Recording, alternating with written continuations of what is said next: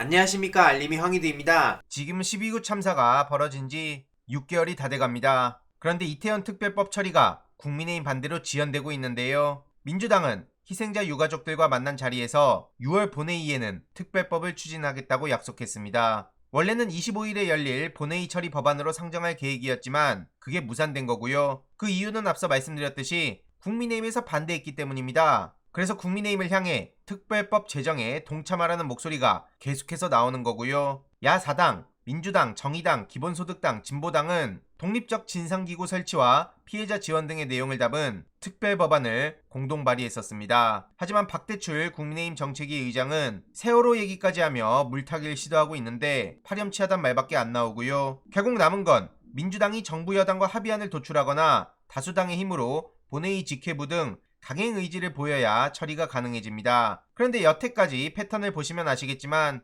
민주당이 또 강행을 하면 입법 폭주네 뭐네 아주 난리를 칠 겁니다. 이게 이런 식으로 난리를 쳐야 될 일이냐고요. 문제는 이뿐만이 아니죠. 간호법도 대놓고 뒤통수를 치는 마당에 윤석열 정부나 국민의힘에 더 이상 기대가 없다는 목소리가 커져가고 있습니다. 그래서 어제 간호법 거부권 행사를 규탄하는 총궐기 대회가 열렸는데요. 간협은 부당한 공권력 행사에 저항하겠다고도 밝혔습니다. 국민의힘은 간호법 제정 약속을 어겼고 보건복지부는 간호법 가짜뉴스 확산에 앞장섰다. 결국 국민의힘과 보건복지부는 허위사실까지 유포하며 의료계 갈등을 부추긴 셈이고 국민들에겐 혼란을 가중했다고 목소리를 높였습니다. 그래서 이렇게 많은 간호사들이 거리로 나선 거고요. 보시면 아시겠지만 엄청난 인원이 거리에 모였습니다. 전국 각지에서 약 10만여 명의 간호사가 모였다고 하는데요. 22대 총선을 1년 앞둔 시점에서 정치적 영향력을 본격적으로 발휘하겠다고도 예고했죠. 오죽하면 이런 짤까지 나오는 상황 아닙니까? 간호법 제정, 5.18 정신 헌법 수록 이뿐만 아니고 본인이 내뱉었던 말들 전부 다 모른 척하고 있는 게 현실이죠. 이런 이에 대해서도 많은 비판의 목소리가 나오고 있고요. 국민의힘은 절대 서민을 위해서 일을 안 한다. 이런 반응도 오래전부터 나왔던 얘기들이죠. 국내에선 이렇게 심각한 상황에 언론에서는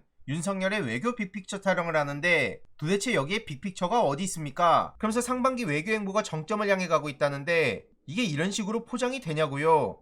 현재 거주하는 원폭 피해 동포들을 만나서 윤석열 대통령이 위로했다고 하는데 이에 동포들은 직접 만난 것에 감사를 전했다고 합니다. 만난 거 잘 했습니다. 그런데 이걸 두고 빅픽처라고 표현할 순 없는 거죠. 지금 제일 심각한 문제가 오염수 문제 아닙니까? 국민의힘은 오염수가 과학적으로 인체에 안전하다는 걸 설명하기 위해 해외 전문가를 초청해서 간담회를 진행했었죠. 그런데 정말 황당한 건 일본에서 내수용으로 사용할 만큼 안전하냐는 질문에 굳이 일본에 둘 필요 없다. 오히려 더 빨리 방류해야 된다. 이런 답변을 내놨습니다. 저런 황당한 인간을 불러서 원전 오염수가 안전하다. 이딴 얘기를 할 상황이냐고요 지금. 심지어 저 사람은 삼중수소는 체내에 누적되지 않는다며 본인은 알프스로 정화된 오염수는 10리터도 마실 수 있다. 이렇게 강조하고 있습니다. 아니 그럼 본인 혼자 마시세요. 뭐 제정신입니까? 그러면서 우리 정부 시찰단에는 한일은 신뢰를 충분히 구축할 수 있다고 알고 있다는데 당연히 이에 대해서 엄청난 비판의 목소리가 나오고 있고요. 국민의힘은 어느 나라 국회의원이냐? 국내 교수진이나 학자로는 물타기가 안 되니 이젠 외국인 데려다가 쇼하냐? 국민이 개돼지로 보이냐? 이런 반응들이 말 그대로 쏟아지고 있습니다.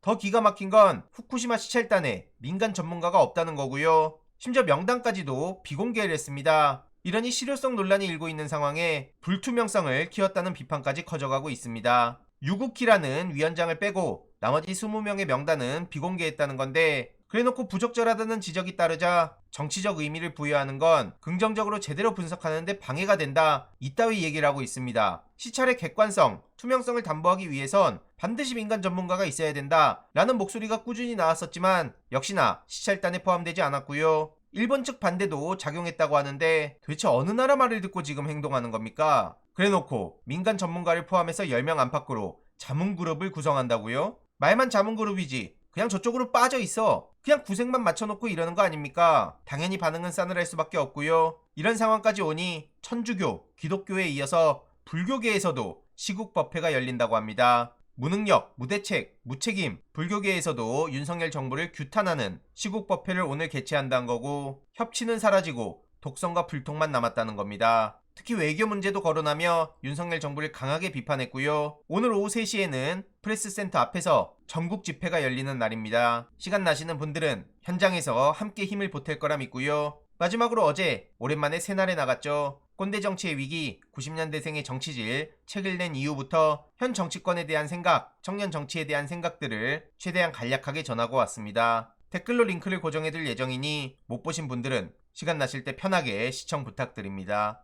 이번 내용도 유익했다면 구독, 좋아요, 알림 설정, 멤버십 가입 정말 큰 힘이 된다는 점 말씀드리고 싶습니다. 주위에 널리 공유 부탁드립니다.